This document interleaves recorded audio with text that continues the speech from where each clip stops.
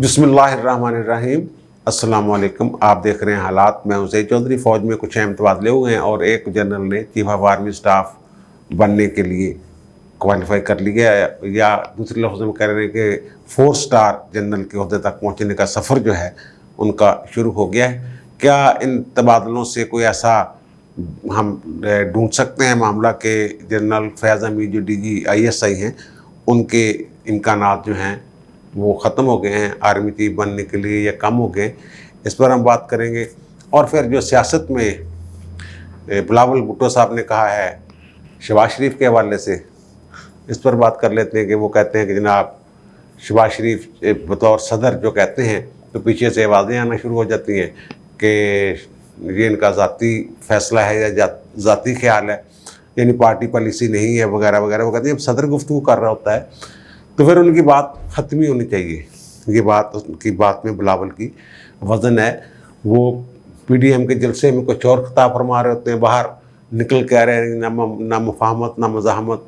पहले वो लॉन्ग मार्च की बात कर रहे होते हैं, शहबाज शरीफ की बात कर रहा हूँ, और फिर वो ना मुफाहमत की सियासत ना मज़ाहमत की सियासत। भाई किस चीज़ की सियासत है फिर आपकी?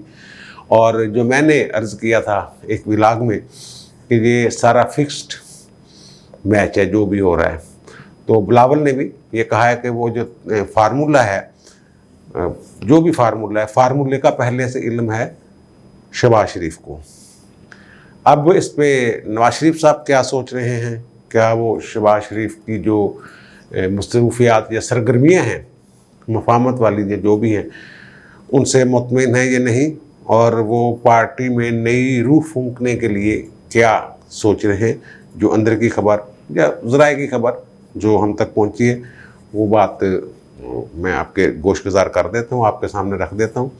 पहली बात तो ये है कि जनाब मियाँ शहबाज शरीफ को जब भी कोई मुज़ाहमत या मुफाहमत वाली बात कोई सहाफ़ी पूछता है तो वो डांट टपट शुरू कर देते हैं, और उनके साथ जो इधर उधर खड़े लोग हैं वो भी कहते थे ये कोई मौका है सवाल करने का, इस तरह की बात। तो मौका क्या होता है सहाफ़ी ने? तो जब जहाँ भी मिलना है, जनाजे भी अगर कोई मिल जाए तो पूछना ही है, सवाल पूछना ही है ना। वो तो जाती है इसलिए कि खबर निकालने के लिए, कि आपके मुंह से कुछ सुनने के लिए। तो जनाब एक तो शहबाज शरीफ साहब ने ये गिला कहीं किया है उन लोगों के साथ जिनके साथ मुफाहमत की बातें हो रही हैं। शहबाज शरीफ साहब का गिला ये है कि जनाब आपने प्री मेच्योर ग्रीन सिग्नल दे दिया पीपल्स पार्टी को। उनका ख्याल ये है कि एस्टेब्लिशमेंट ने पीपल्स पार्टी को कोई ग्रीन सिग्नल दे दिया है जिसके बुलबुत्ते पर बिलावल भुट्टो जरदारी जो हैं ये जलसे जुलूस कर रहे हैं और वहाँ जनूबी पंजाब में बंदे तोड़ने की कोशिश कर रहे हैं।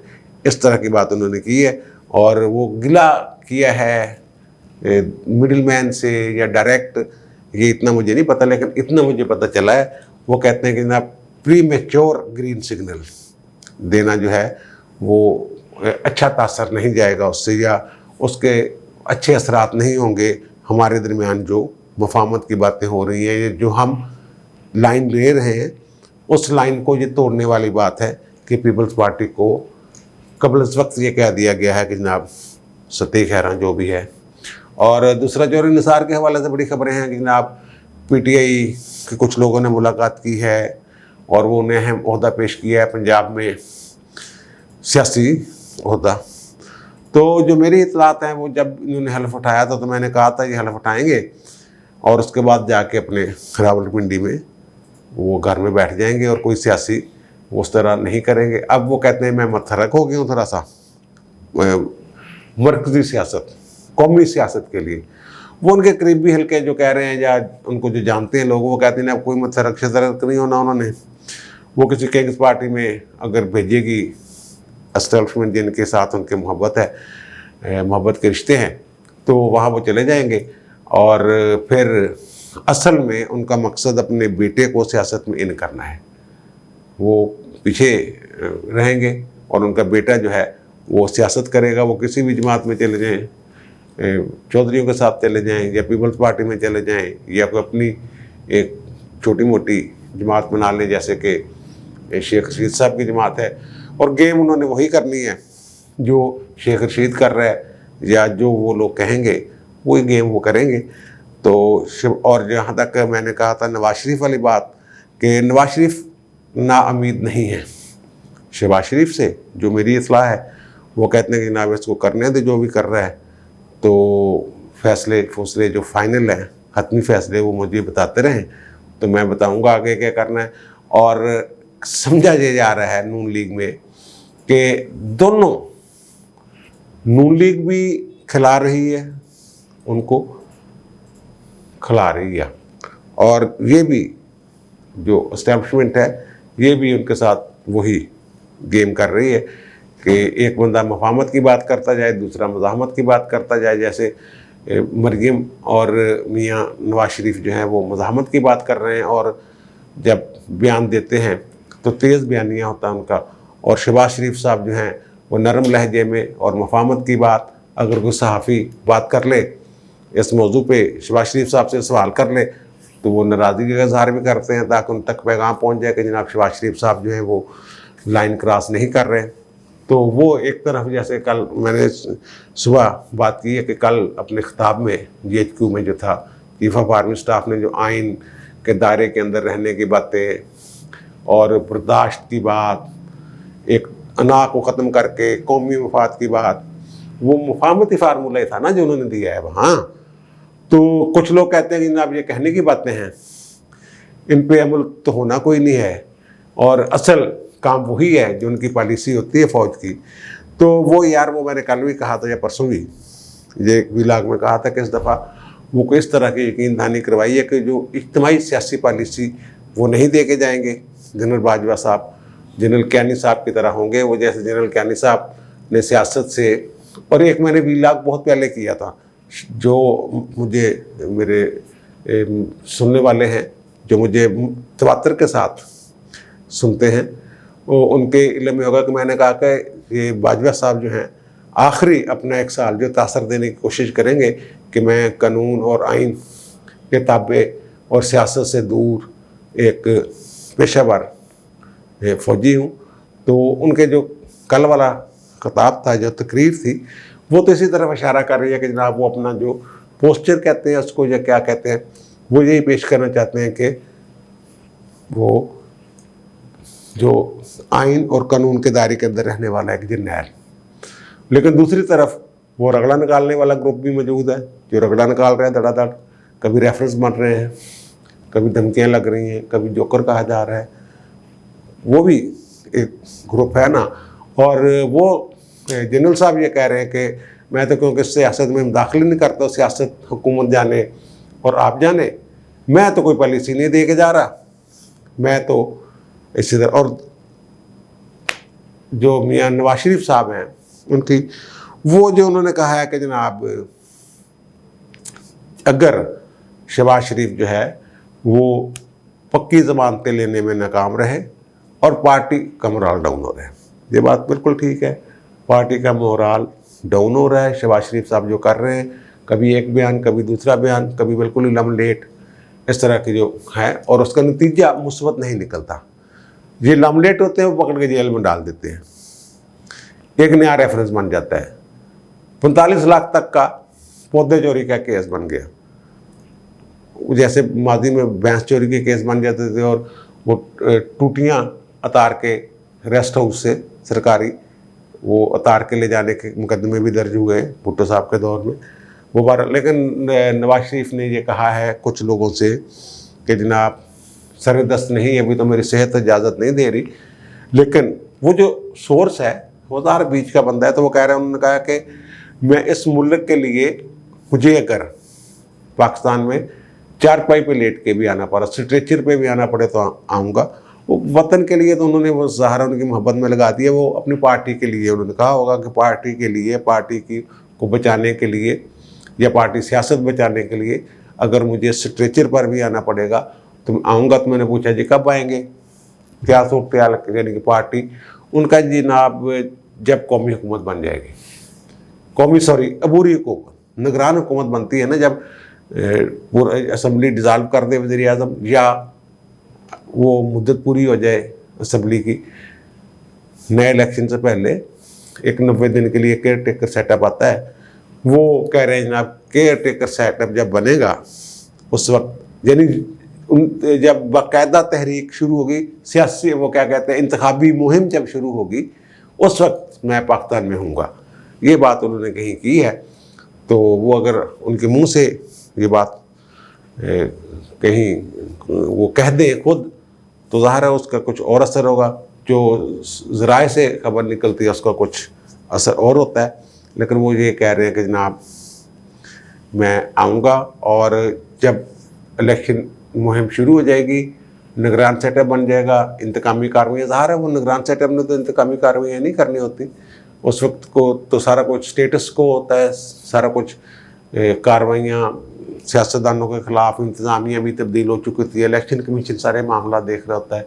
एक तरह से अगर आइनी तौर पर देखा जाए तो तमाम जो मशीनरी है या इंतज़ामिया है वो अमलन और आइनी तौर पर, यहाँ तो उस तरह नहीं होता, वो उसके ताबे हो जाती है इलेक्शन कमीशन के। वो चाहें तो अफसरों को तब्दील कर दें, चाहें तो चीफ सेक्रेटरी तब्दील कर दें, चाहें तो IG तब्दील कर दें, उनका ये इख्तियार होता है। वो वज़ीर आला जो निगरान होते हैं या वज़ीर आला, उनको भी मुख्तलिफ हवालों से पाबंद कर सकते हैं। अब जो फ़ौज में तबादले हुए हैं वो बड़े अहम तबादले हैं। जो चीफ ऑफ जनरल स्टाफ हैं जनरल साहर शमशाद मिर्ज़ा साहब, उन्हें कोर कमांडर रावलपिंडी मुकर्रर कर दिया गया है।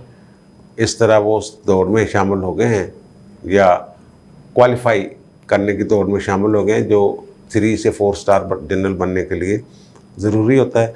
2 ही 4 स्टार जनरल होते हैं, एक तो chief of army staff 4 star general होता है, और एक chairman joint chiefs of staff committee जो है वो 4 स्टार जनरल होते हैं, बाकी 3 स्टार जनरल होते हैं।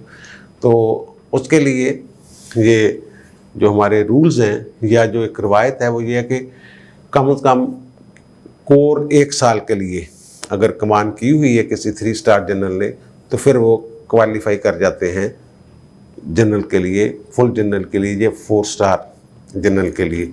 जनरल मोहम्मद चिराग हैदर साहब जो कोर कमांडर मुल्तान मुकर्रर हुए हैं, उनका जो वो जूनियर तो हैं लेकिन पूरा एक बैच जूनियर हैं, उनसे साहर शमशाद मिर्ज़ा साहब वाले बैच से।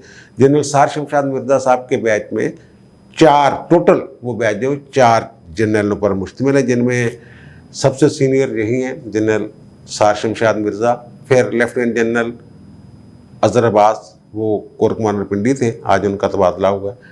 फिर लेफ्टिनेंट जनरल नमान महमूद साहब, वो पेशावर की कोर कर चुके हैं, और लेफ्टिनेंट जनरल फैज़ हमीद। यानी इस बैच के 4 बंदों में से 3 साहबान जो हैं उन्होंने ये वो जो क्वालिफाई करना होता है, जैसे स्टाफ कोर्सेज होते हैं और दीगर होते हैं, इसी तरह ये भी एक बड़ा ज़रूरी उनके लिए एक आंसर है या क्वालिफ़िकेशन की एक शर्त है कि उन्होंने कोर कमांड की हुई। और साहर शमशाद साहब की आज तैनाती हुई 1 साल बाद, उनका भी वो पूरा हो जाएगा, क्योंकि अगले साल आइंदा साल नवंबर तक जो है उससे पहले ही उनका वो पूरा हो जाना है।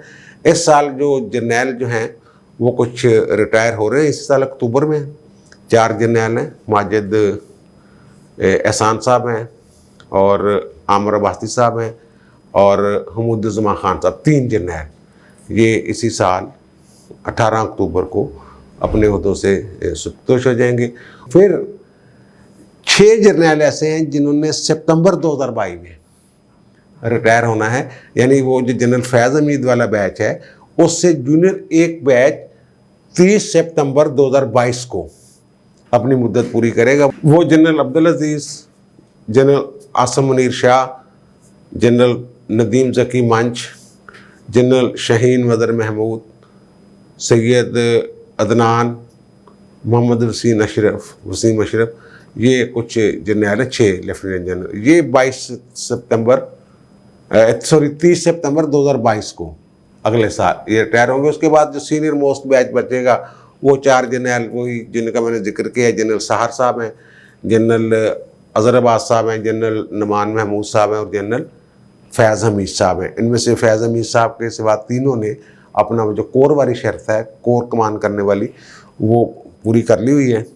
तो अब कुछ लोगों का ये ख्याल है कि जनाब वो अगर 2 दफ़ा गए हैं ना जनरल साहब उनके पास, general chief of army staff तबादले के लिए इमरान खान के पास, कि फैज़ हमीद साहब को अगर ज़ाहिर है वो उन्होंने क्वालिफाई, हर बंदे की ख्वाहिश होती है कि वो 4 स्टार जनरल बने, तो उन्हें क्यों महरूम रखा जा रहा है कि कोर कमान कर लें। तो लेकिन खान साहब ने कहा नहीं, अभी इनकी बतौर DGISI ज़रूरत है। ये इस तरह की बातें मार्केट में हैं। तो वो कुछ लोगों का ख्याल है कि नहीं जी वो तो एक ये रूल्स ही है ना, रूल्स रिलैक्स कर सकता है वज़ीर-ए-आज़म। ये ऐसे नहीं होता, रूल्स रिलैक्स करने वाली बात इतनी आसान नहीं होती। वो कर तो सकते हैं, यहाँ तो कुछ भी है, अंधाधुंध सारा कुछ हो रहा है, वो चाहें तो कौन रोक सकता है। अब उन्होंने नवाज शरीफ ने भी तो उनको लगा दिया था ना, ज़ियाउद्दीन भट्ट साहब को, वो इंजीनियरिंग कोर के थे लेकिन वो कोर कमांडर गुजरांवाला रहे हुए थे, कोर वाली शर्त उन्होंने पूरी की हुई थी। उस वक्त भी जब मुशर्रफ का दौर आया तो ये बड़ी इसकी ढिंढोरा पीटा गया उन लोगों के तरफ से, जो उन लोगों के हल्कों की तरफ से, कि जनाब देखें इंजीनियरिंग कोर का आज तक बंदा लगा ही नहीं है, तो ये भी एक गलत काम कर रहा था, इसीलिए कबूल नहीं किया फ़ौज ने उनको वगैरह वगैरह। लेकिन वो देखो और साजिश थी, लंबी साजिश थी सारी, अब तो किताबें छप गई हैं उस पर, पूरे दफ्तर मौजूद है। तो वो और इशू था। लेकिन वो कहते हैं कि ना वो किसी को भी बना सकते हैं। ये जो चिराग हैदर साहब हैं ये भी उस लिस्ट में आ सकते हैं।